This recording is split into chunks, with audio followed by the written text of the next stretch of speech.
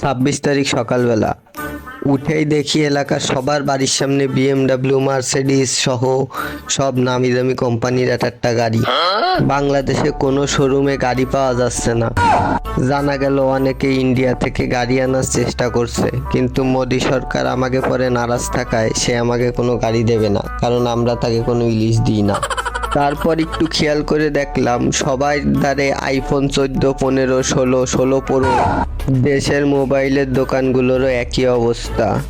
একটা Nokia 512 mobile পর্যন্ত দোকানে নাই। সব নাকি বিক্রি হয়ে গেছে। এক একজন 10টা 15টা করে বলে ফোন কিনে নিয়ে গেছে।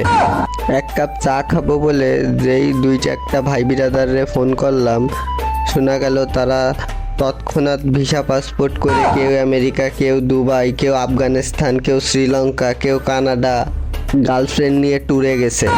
আমি তো হতবাক, একদিনের মধ্যে এগুলো কিভাবে হয়ে গেল। তারপর শোনা গেল সবাই নাকি হ্যামস্টার কমব্যাট থেকে পেমেন্ট পাইছে।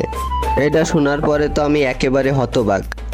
আমি আমার ব্যাংক অ্যাকাউন্টটা দৌড়ে যেয়ে লাফায় চেক করলাম, কারণ আমিও তো হ্যামস্টার কমব্যাটে কাজ করেছি। দেখি কি খালি ডলার আর ডলার, ডলার আর ডলার।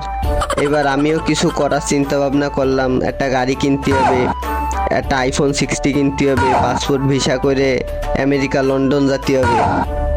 কি করব এই শর্ট সময়ের মধ্যেই এই চিন্তা করতে করতে হঠাৎ মশার কামড়ে ঘুম ভেঙে গেল। আর কিছুই করতে পারলাম না। কি মাইনে নেওয়া যায়?